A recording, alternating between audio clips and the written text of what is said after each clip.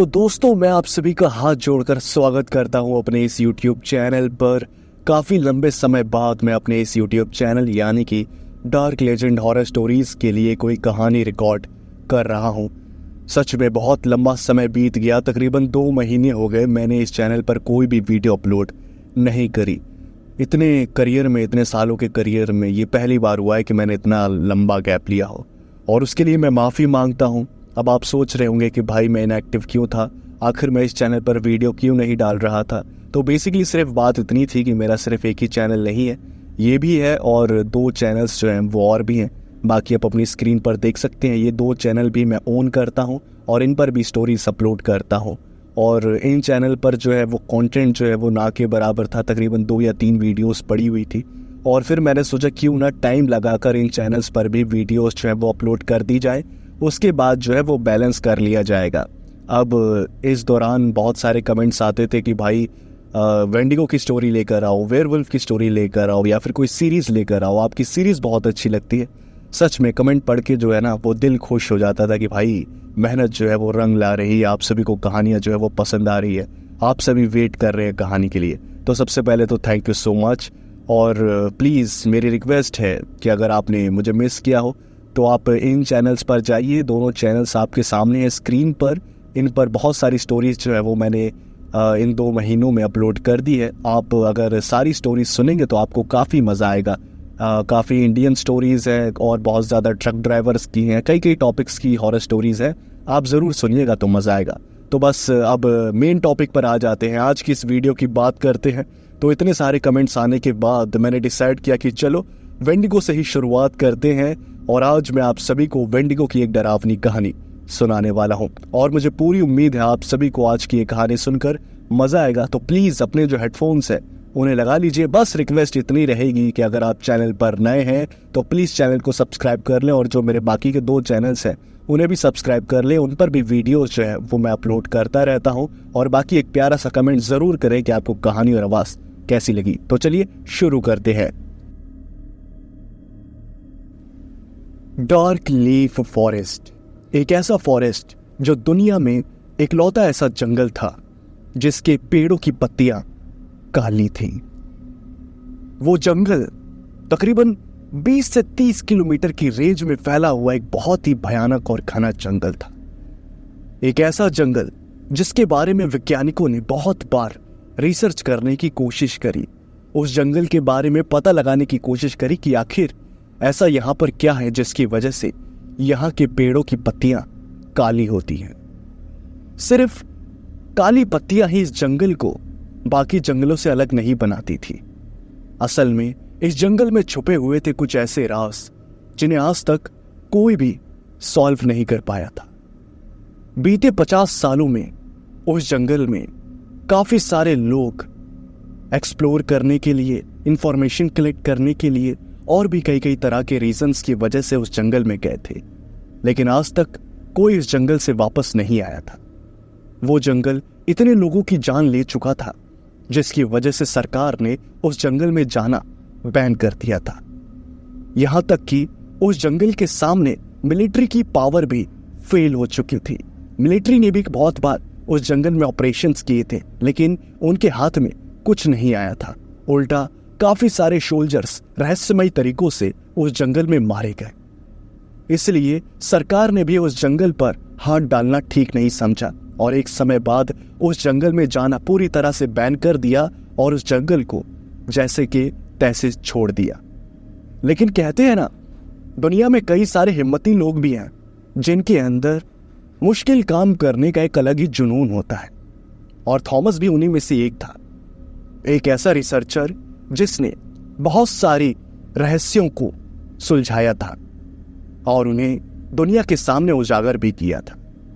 उसके अंदर जिद थी कि वो डार्क लीफ फॉरेस्ट का जो माया जाल है उसे दुनिया के सामने उजागर कर पाए, पता लगा पाए कि आखिर वो जो पेड़ है उनकी पत्तियां काली क्यों हैं, और सबसे बड़ा रहस्य, उस जंगल में जाने वाला व्यक्ति कभी जिंदा वापस क्यों नहीं आ पाता।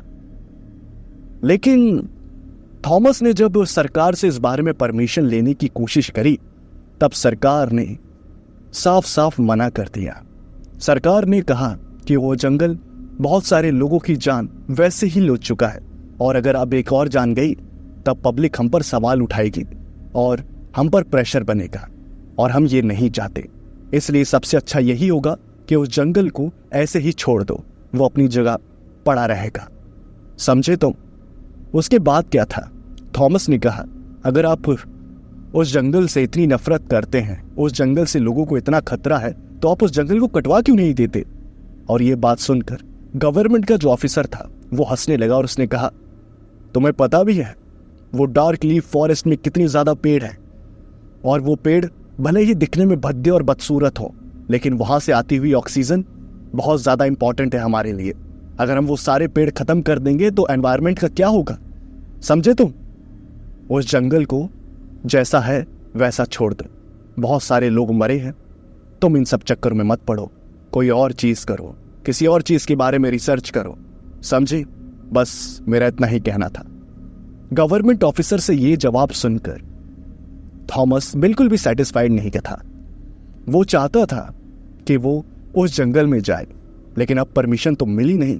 इसलिए उसने फैसला किया कि वो गैर कानूनी तरीके से उस जंगल में जाएगा और पता लगाएगा कि आखिर उस जंगल में ऐसा है क्या। उसने बहुत लोगों से इस बारे में बात करी। उसने सबसे कहा कि हम सब मिलकर उस जंगल में चलते हैं और पता करते हैं आखिर उस जंगल में ऐसा क्या है। जितने भी लोगों से उसने बात करी तो सभी लोगों ने मना कर दिया। कोई भी रिसर्चर थॉमस के साथ जाने के लिए तैयार ही नहीं था। जैसे ही डार्क लीफ फॉरेस्ट का नाम थॉमस के मुंह से निकलता था, वैसे ही सामने वाले आदमी के मुंह से ना निकल जाती थी। थॉमस बहुत ज्यादा परेशान हो गया था। उसे पता था कि वो ये काम अकेले नहीं कर सकता। उसे कुछ लोगों की तो जरूरत है ही, लेकिन आखिर वो लोग कौन हैं उसके बारे में वो पता नहीं लगा पा रहा था।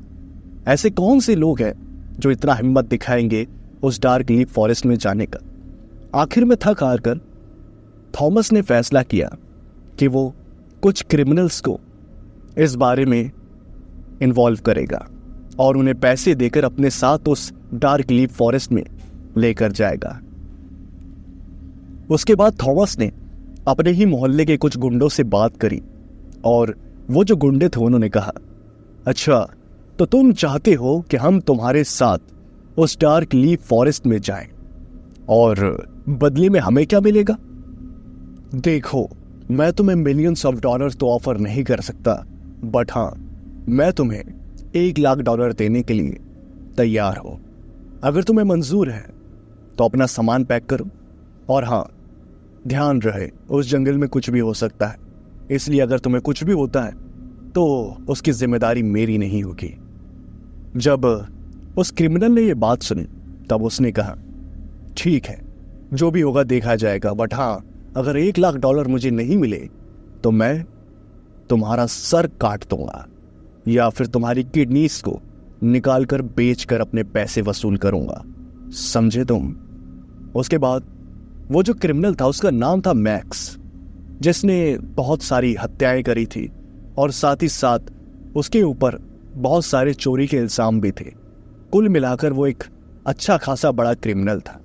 इसलिए उसे मारपीट से, खून खराबे से और जितनी भी गलत चीजें होती हैं जो एक आम इंसान बिल्कुल भी पसंद नहीं करता, उन सभी चीजों से उसे कोई फर्क नहीं पड़ता था।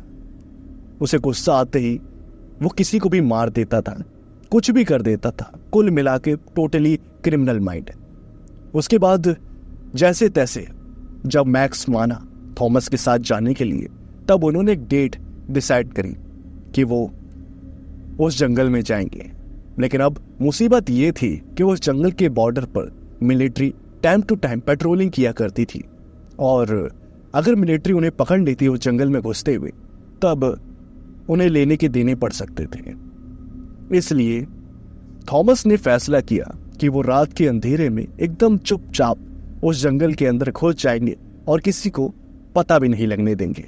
वैसे भी 50 किलोमीटर की रेंज में फैला हुआ जंगल है, कहीं ना कहीं से तो रास्ता मिल ही जाएगा।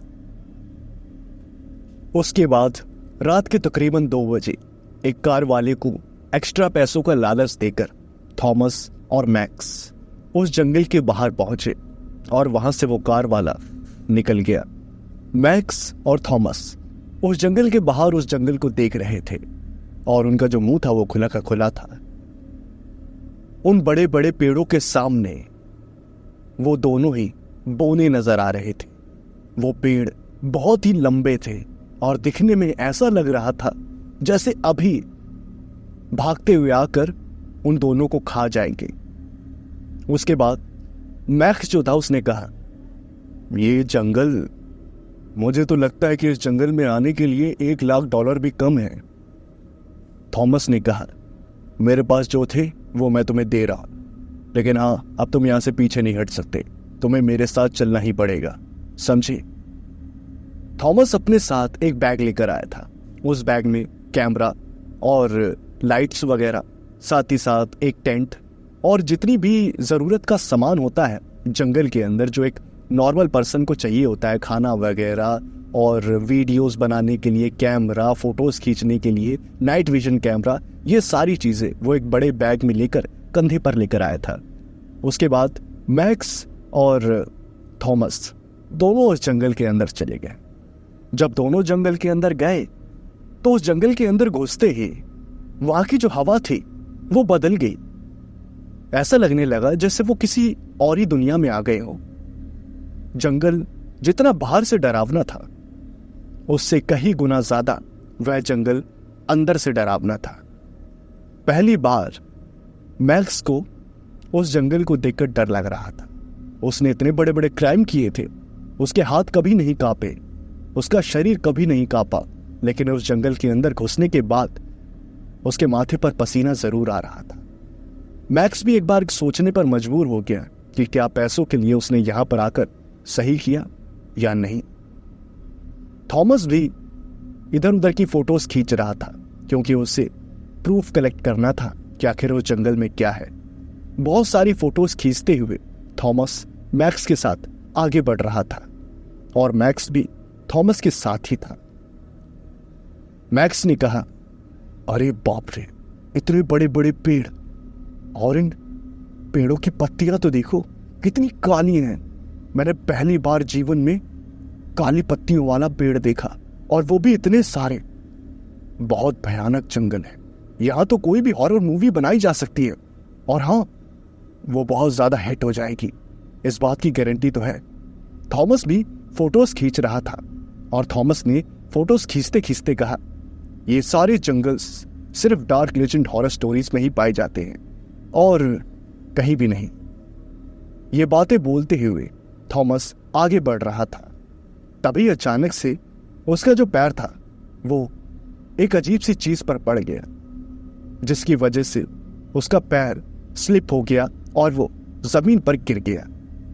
जमीन पर गिरने की वजह से उसका जो कैमरा था वो टूट गया और थॉमस ने कहा, अरे यार, बहुत कसके लग गई, अरे यार ये क्या था। उसके बाद थॉमस ने देखा कि उसका पैर एक कटे हुए मांस के टुकड़े पर पड़ा था जो सड़ गया था और उसमें कीड़े भी पड़ गए थे। ये देखकर थॉमस को थोड़ी घिन सी आने लगी और उसने एक वाटर बॉटल अपने पैर पर उड़ेल दी ताकि वो जो मांस था लगा हुआ वो साफ हो जाए। मैक्स और थॉमस आगे बढ़े जा रहे थे। बहुत सारी फोटोज लेने के बाद मैक्स ने कहा, अरे भाई कितनी फोटोज लेगा, चलना अब चलते हैं यहां से।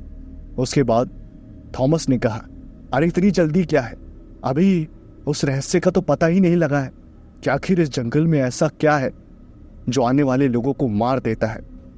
ये बात सुनते ही मैक्स ने थॉमस की गर्दन पकड़ ली और थॉमस ने मैक्स से कहा, अरे क्या हुआ, तुमने मेरी गर्दन क्यों पकड़ी, छोड़ो मुझे, दर्द हो रहा है। उसके बाद मैक्स ने कहा, तुमने क्या कहा, इस जंगल में कोई ऐसी चीज है जो लोगों की जान ले लेती है, तुमने मुझे शुरुआत में क्यों नहीं बताया। उसके बाद क्या था, थॉमस ने कहा, मैंने तुम्हें कहा था कि इस जंगल में आने के बाद कुछ भी हो सकता है, जान भी जा सकती है, उसकी जिम्मेदारी मेरी नहीं होगी, तुम्हारी याददाश्त कमजोर है क्या। उसके बाद क्या था, मैक्स ने थॉमस का गला पकड़ा और अब उस डरावने जंगल से वो थोड़ा बहुत तो डरा ही हुआ था, लेकिन साथ साथ अब वो और भी ज्यादा डर गया। मैक्स को समझ नहीं आ रहा था कि अब उसे क्या करना चाहिए। उसके पास दो रास्ते थे, या तो वो थॉमस को वहीं छोड़कर घर वापस जा सकता था, या फिर थॉमस के साथ रहकर उस जंगल के बारे में पता लगा सकता था। मैक्स ने कहा, ठीक है, मैं अपने घर जा रहा हूं, मुझे कोई इंटरेस्ट नहीं है तुम्हारे $1,00,000 में और इस जंगल में, मैं तो चला वापस। ये कहकर मैक्स वापस घर के लिए मुड़ गया और उसने पीछे देखा तो वो जंगल के बहुत अंदर आ चुका था। अब उसे समझ ही नहीं आ रहा था कि आखिर घर का रास्ता कौन सा है। चारों तरफ सिर्फ एक जैसे पेड़ नजर आ रहे थे। उस जंगल में सब कुछ एक इल्यूजन की तरह था, हर जगह एक टाइप का ही पेड़। अब जाए तो जाए कहां? उसके बाद थॉमस ने कहा, जा, क्या हुआ, जाओ ना।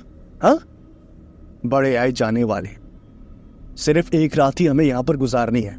मैं यहां के पेड़ों के नीचे की मिट्टी ले लूं और थोड़ा और अंदर जाकर देखते हैं कि हमें क्या क्या देखने को मिलता है। जब मैं ये सारी वीडियोस और फोटोज सोशल मीडिया पर अपलोड करूंगा तो मेरी जो पॉपुलैरिटी है वो आसमान को छू जाएगी। मैं एक ऐसा फोटोग्राफर, एक ऐसा रिसर्चर बनूंगा जिसने पहली बार द डार्क लीफ फॉरेस्ट में जाकर वहां की तस्वीरें निकाली हैं और उन्हें दुनिया के सामने रखा है। लोग मेरी तारीफ करते हुए नहीं थकेंगे। थॉमस अपनी बढ़ाई करे जा रहा था, तभी मैक्स ने फिर से थॉमस की गर्दन पकड़ी और बोला, वो सब तो ठीक है, लेकिन हां, अब मैं इस काम के $2,00,000 लूंगा, समझे तुम? अब मेरी जान भी खतरे में है। अगर तुमने मुझे पहले बताया होता कि यहां कोई ऐसी चीज है जो बहुत ज्यादा जानलेवा है तो मैं पहले ही $2,00,000 से कम लेता नहीं। बस तुमने इतना कहा कि यहां पर जान का खतरा है, मुझे लगा छोटे मोटे जानवर होंगे, लेकिन तुम्हारी बातों से और इस जंगल को देख के लग नहीं रहा कि यहां पर छोटे मोटे जानवर होंगे। होगा तो कुछ बड़ा ही होगा। मैक्स ने ये बोला ही था, तभी वहां पर एक आवाज सुनाई दी, और वो जो आवाज थी वो किसी भी आम जानवर की तो नहीं थी। एज अ रिसर्चर थॉमस ने बहुत सारे जानवरों की आवाज सुनी थी, क्योंकि वो काफी जंगलों में जाकर रिसर्च कर चुका था। उसने शेर की आवाज, चीते की आवाज, बाघ की, बहुत तरह तरह के जानवरों की आवाज सुन ली थी। मैक्स ने कहा, यह कौन से जानवर की आवाज है? थॉमस इस बात का कोई जवाब नहीं दे पाया। वो अपना माथा खुजाने लगा कि हाँ यार, ये इतनी अजीब आवाज कौन से जानवर की हो सकती है? मैंने भी कई 100 जानवरों की आवाज सुनी है, लेकिन ऐसी आवाज तो कभी नहीं सुनी। आखिर ये आवाज कौन से जानवर की थी, ये पता लगाने के लिए थॉमस और भी ज्यादा एक्साइटेड हो गया, और थॉमस ने कहा, चलो चलो चलो चलो चलो, इस आवाज का पीछा करते हैं। मुझे तो लगता है यही वो जानवर है जो लोगों को मार देता है, और इसकी जो आवाज है, मुझे नहीं लगता कि आज तक ऐसे जानवर को किसी ने देखा होगा। हमें इसकी वीडियो शूट करनी चाहिए और इसके फोटोज भी निकालने चाहिए। चलो मैक्स, चलो फटाफट। उसके बाद क्या था, थॉमस उसी आवाज का पीछा करते हुए भागने लगा। उस बेचारे को इस बात का जरा सा भी अंदाजा नहीं था कि वो आवाज का नहीं बल्कि अपनी मौत का पीछा कर रहा है। मैक्स के पास भी दूसरा रास्ता नहीं था, वो भी थॉमस के पीछे पीछे भागने लगा।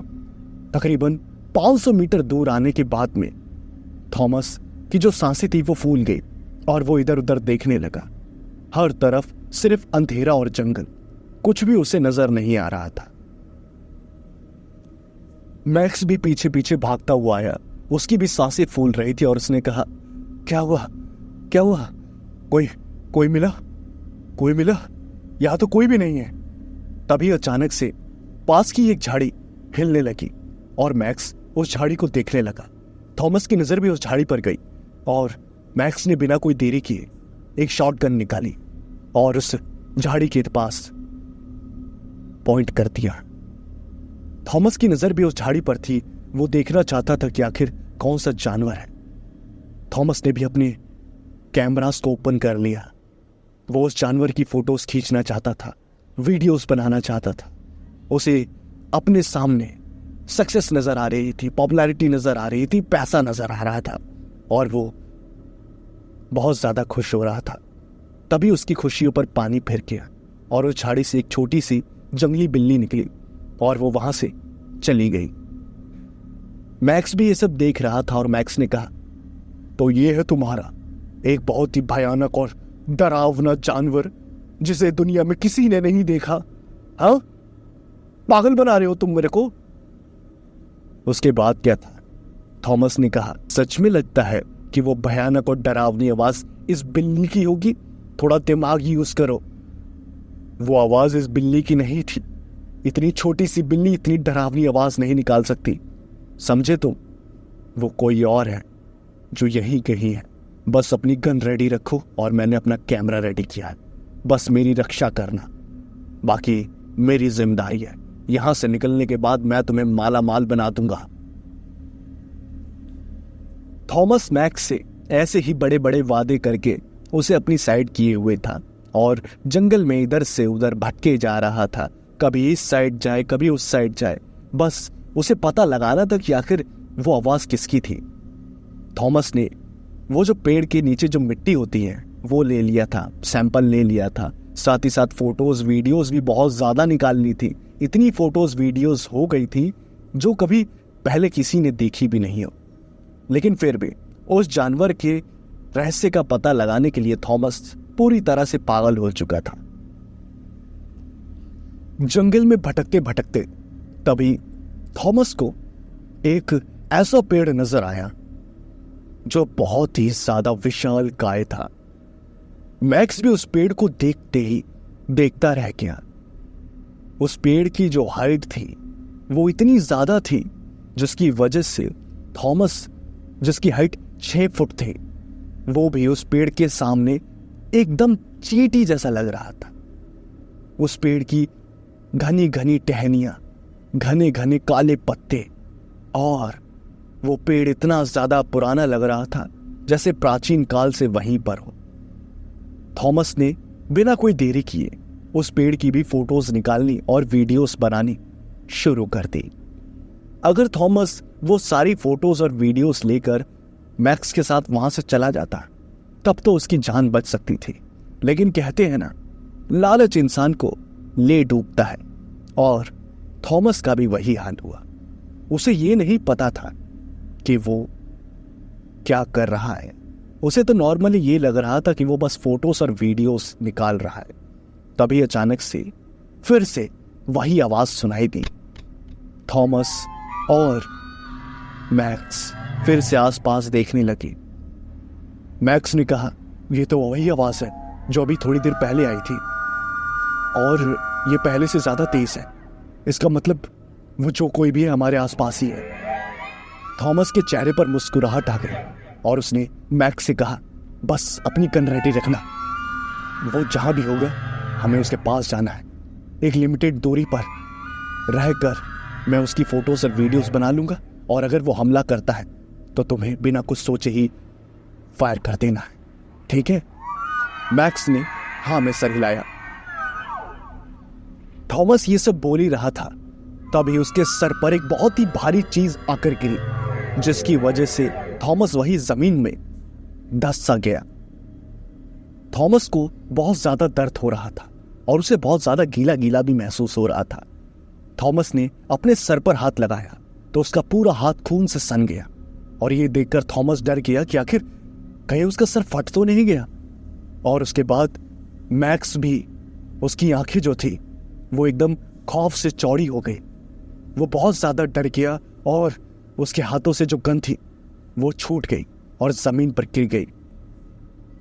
थॉमस ने उसके बाद अपनी गर्दन पीछे घुमाकर देखा कि आखिर उसके ऊपर गिरा क्या था। तो उसने जो देखा उसे देखकर उसकी हालत खराब हो गई। उसने देखा कि एक बिना सर की बॉडी जमीन पर गिरी हुई है, और थॉमस का सर नहीं फटा है, बल्कि वो बॉडी जब थॉमस के ऊपर गिरी तब उस बॉडी का खून थॉमस के सर पर लग गया था। उस बॉडी के शरीर पर शोल्जर के कपड़े थे, जो बात साफ करती थी कि यह बॉडी किसी फौजी की ही है। मैक्स और थॉमस इससे पहले कुछ समझ पाते, उतनी ही देर में मैक्स के सर पर एक बहुत ही भारी चीज आकर गिरी और ऐसा लगा जैसे किसी ने बहुत बड़ा पत्थर उसके सर पर मारा हो। मैक्स ने अपना सर पकड़ा और चिल्लाते हुए बोला, कौन है ये? और तभी मैक्स और थॉमस ने देखा कि मैक्स के सर पर उसी फौजी का कटा हुआ सर गिरा था जिसकी अभी थोड़ी देर पहले बॉडी थॉमस पर गिरी थी। बॉडी की इतनी बुरी हालत थी जिसे देखकर थॉमस बहुत ज्यादा घिना रहा था। मैक्स की हालत भी कुछ ठीक नहीं थी। वैसे तो वो भी बहुत बड़ा क्रिमिनल था, लेकिन उसने कभी इतनी भयानक डेड बॉडी नहीं देखी थी। थॉमस ने तुरंत फोटोज खींचना शुरू किया और वीडियोस बनानी भी शुरू करी। उसे लग रहा था कि बस अब यहां से निकल जाना चाहिए। थॉमस ने कहा, चल भाई अब चलते हैं, अब जितना चाहिए था यहां पे मिल चुका है, हमें फोटोज और वीडियोस बना ली है। अब मुझे लगता है कि अगर हम यहां से नहीं गए तो हमारा हाल भी यही होगा। मैक्स और थॉमस वहां से भाग रहे थे। अब उनके मन में सिर्फ एक ही बात थी कि वो इस जंगल से बाहर निकल जाएं। थोड़ी ही दूर पहुंचते ही उन्हें किसी के भारी भारी कदमों की आवाज आने लगी, जैसे कोई बहुत भारी भरकम जीव वहां पर आ रहा हो। और उन भारी कदमों की आवाजें सुनकर थॉमस ने कहा, पक्का वो आवाज इसी जीव की होगी। ये तो भूकंप ला रहा है। इसका हर एक कदम धरती हिला दे रहा है। आखिर कौन सा ऐसा जानवर? उसके बाद थॉमस ने अपना कैमरा जो था वो ऑन कर दिया। वो जो कोई भी था उसके चलने भर से ही धरती में कंपन टाइप का हो रहा था और ये कंपन थॉमस और मैक्स अच्छे से महसूस कर पा रहे थे। मैक्स ने अपनी गन को फिर से लोड किया और वो रेडी था, कुछ भी हो सकता था। तभी अचानक से उन घने पेड़ों के बीच में से एक ऐसा जीव निकला जिसके बारे में ना ही किसी ने सुना ना ही किसी ने देखा, और जिस किसी ने भी देखा वो जिंदा बचा ही नहीं। थॉमस और मैक्स दोनों वहां पर पुतले बनकर खड़े हो गए क्योंकि उनका दिमाग फ्रीज हो चुका था। मैक्स के हाथ से गन जमीन पर गिर गई थी और उसके माथे पर पसीना ऐसे आ रहा था जैसे वो किसी शावर के नीचे हो। थॉमस की जबान भी हकला रही थी। वीडियो शूट करने के लिए उसके हाथ उठ नहीं रहे थे। उसके बाद वो समझ गए कि वो कौन है। उनके सामने खड़ा था 8 फुट का एक आदमखोर दरिंदा जिसके सर पर 12 सींगे जैसी सींगे थी बड़ी बड़ी, और उसका मुंह एकदम हड्डी जैसा था। उसके शरीर पर कहीं मांस था तो कहीं नहीं। वो खुद ही का मांस चबाता हुआ चलता हुआ आ रहा था। मैक्स और थॉमस इतना सा भी सोच ना पाए कि उन्हें छुप जाना चाहिए। उससे पहले ही उस दरिंदे ने मैक्स और थॉमस को देख लिया। जैसे ही उस आदमखोर वेंडिगो ने मैक्स और थॉमस को देखा तो उसने अपना मांस खाना बंद कर दिया। उसकी 10 इंच की जबान बाहर निकली और उस जबान से लार बह रही थी। ऐसा लग रहा था जैसे वो बहुत ही ज्यादा भूखा है और उसे अपना खाना सामने दिख रहा है। उसने अपने कदम जल्दी जल्दी बढ़ाना शुरू किए। उसके बाद मैक्स और थॉमस समझ गए कि अब अगर वो नहीं भागे तब उनका उस आदमखोर के पेट में जाना पक्का है। थॉमस ने देर नहीं करी, बस अपना कैमरा लिया और बैग को वहीं फेंक दिया ताकि वो तेजी से भाग सके। और मैक्स जो था उसने 2-3 राउंड फायर किया, लेकिन उस आदमखोर को गोली का कोई असर नहीं पड़ा। गोली बेअसर देखकर मैक्स भी वहां से भागने लगा। दोनों एक ही दिशा में भाग रहे थे और वो आदमखोर उनका पीछा कर रहा था। तभी हड़बड़ाहट में वो दोनों अलग अलग हो गए और उसके बाद मैक्स अलग डायरेक्शन में गया, थॉमस अलग डायरेक्शन में। उनके पास सोचने समझने का कुछ भी समय नहीं था। थॉमस बहुत ही ज्यादा घबराया हुआ, हड़बड़ाया हुआ तेजी से भाग रहा था। तभी घबराहट में गलती से उसके हाथ में जो कैमरा था जिसमें सारी फोटोज और वीडियोस थी, वो कैमरा जमीन पर गिर गया और भागते भागते थोड़ी देर तक थॉमस को पता नहीं चला कि उसका कैमरा गिर गया है। तभी उसने नोटिस किया कि उसका कैमरा कहाँ है। उसने रुककर पीछे मुड़कर देखा तो थोड़ी ही दूर पर उसका कैमरा उसे नजर आ गया। अब थॉमस के हाथ में दो चीजें थी, या तो वो पीछे मुड़कर कैमरा लेकर आए या फिर भागना जारी रखे। अब थॉमस एकदम संकट में फंस चुका था कि आखिर उसे क्या करना चाहिए। तभी उसने एक ऐसी चीज देखी जिसे देखने के बाद उसका फैसला साफ हो गया। उसने देखा कि वो भारी भरकम वेंडिगो चलता हुआ उसी के पास आ रहा है और उसके हाथ में मैक्स है जिसे उसने खिलौने की तरह पकड़ा हुआ है। मैक्स बार बार चिल्ला रहा है, थॉमस से मदद की गुहार लगा रहा है। वो चिल्ला रहा है कि मेरी मदद करो, मैं मरना नहीं चाहता, ये मुझे मार देगा, ये मुझे मार देगा। थॉमस मेरी मदद करो, बदले में मुझे पैसे मत देना, लेकिन मुझे बचा लो। थॉमस कुछ करो। मैक्स आवाज लगा रहा था, रोते हुए, चिल्लाते हुए। इतना बड़ा क्रिमिनल बच्चों की तरह भीख मांग रहा था और तभी अचानक से उस आदमखोर वेंडिगो ने उस मैक्स के दो टुकड़े कर दिए। उसका हाथ पकड़ा और उसके पैर पकड़े और दोनों को अलग अलग कर दिया। उसके बाद वो वेंडिगो मैक्स को एक चिकन लॉलीपॉप की तरह खाने लगा और खाते खाते आगे बढ़ने लगा। थॉमस समझ गया कि जान है तो जहान है। इस कहावत का असली मतलब उसे उस रात समझ आया था। उसके बाद उसने कैमरा छोड़ा और वो वहां से भागने लगा। भागते भागते थॉमस बहुत आगे तक आ गया। तकरीबन उसने आधा जंगल जो था वो क्रॉस कर दिया था। आधा जंगल मतलब पूरे 50 किलोमीटर में से आधा नहीं। जितना वो अंदर आया था उतने में तकरीबन 5 किलोमीटर का एरिया कवर्ड होगा।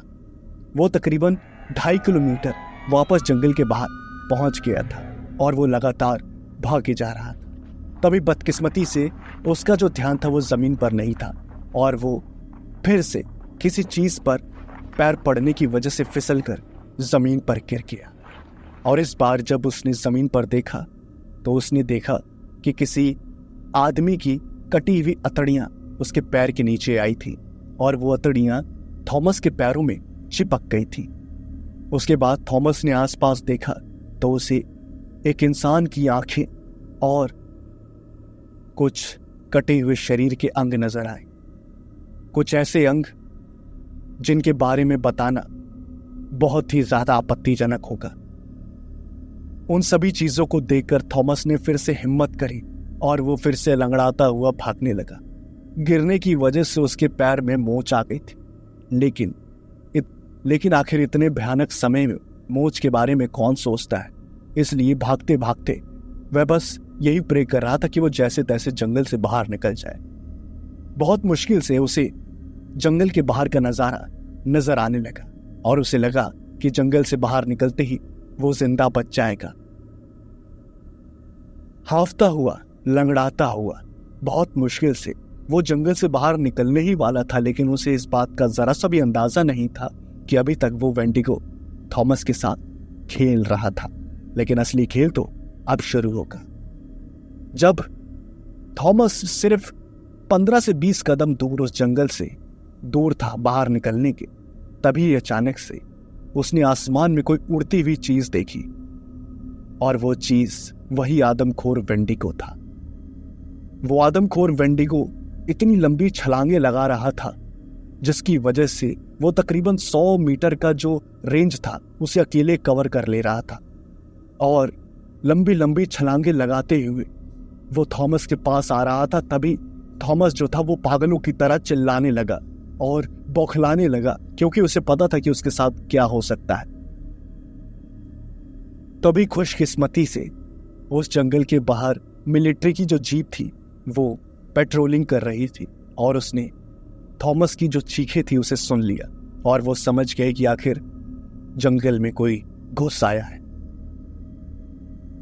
वो जो मिलिट्री वाले थे उन्होंने अपनी जीप रोकी और उन्होंने थॉमस को देखा तो वो लंगड़ाता हुआ बाहर भागते हुए आ रहा था।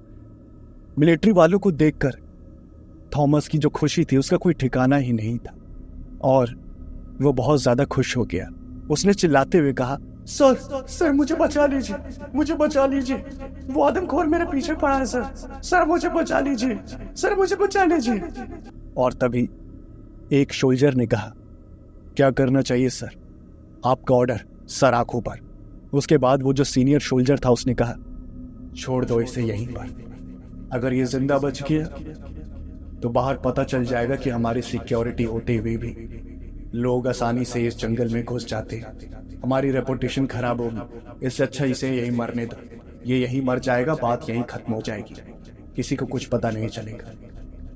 ये कहकर वो सभी सोल्जर जो थे वो अपनी जीप में बैठ गए और वहां से निकल गए और लंगड़ाता हुआ थॉमस उनसे भीख मांगने लगा कि वो उसे वहां पर बेबस ऐसे ना छोड़े। जब वो मिलिट्री वाले भी वहां से चले गए तब थॉमस जो था वो पूरी तरह से टूट गया।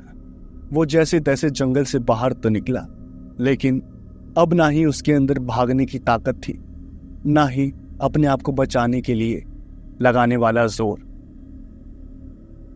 उसने अपने आप को भगवान के हवाले कर दिया। उसने सोचा कि अब वो बचा तो बचा, वरना उसे अब वेंडिगो का खाना बनना ही पड़ेगा। वह मिलिट्री वाली जो रोड थी जहां पर गाड़ियां पेट्रोलिंग करती थी, उसी रोड पर गिरकर वो बेहोश हो गया। जब वह सुबह उठा तो सब कुछ नॉर्मल था और उसे समझ नहीं आया कि आखिर वो जिंदा बच कैसे गया, उस वेंडिगो ने उसे मारा क्यों नहीं। ये बात बहुत सोचने वाली थी। उसके बाद वो जैसे तैसे उठकर खड़ा हुआ और वहां से निकल गया। बहुत मुश्किल से लड़खड़ाते हुए और गिरते पड़ते हुए वो हॉस्पिटल पहुंचा, वह जहां पर उसका इलाज वगैरह चला। इलाज वगैरह चलने के बाद भी वो जो शारीरिक चोटें थी उससे तो आराम मिल गया थॉमस को, लेकिन जो मेंटली टॉर्चर हुआ था उस जंगल में जाने के बाद थॉमस, उसका इलाज डॉक्टर्स को मिल नहीं रहा था। थॉमस बहुत ही ज्यादा ट्रॉमा में चला गया था। तकरीबन 1 महीने तक उसने कुछ बोला ही नहीं, बस वो बेजान मुर्दे की तरह पड़ा रहता था। उसका दुनिया में कोई भी नहीं था ख्याल रखने वाला, इसलिए वो हॉस्पिटल में ऐसे ही 1 महीने बिता देता है।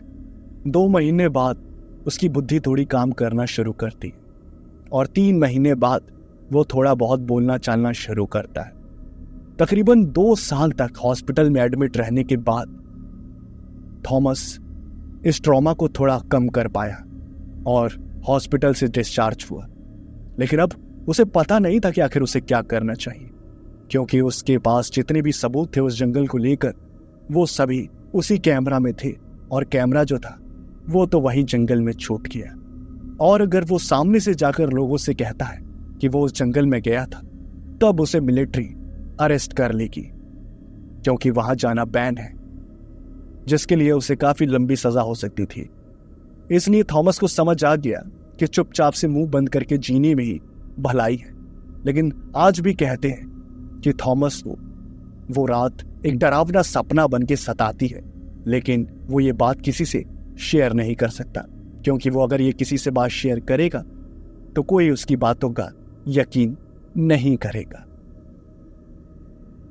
तो आप मुझे बताइए, आखिर उस वेंडिगो ने थॉमस को क्यों जिंदा छोड़ दिया, और क्या आप उस जंगल में जाना चाहेंगे?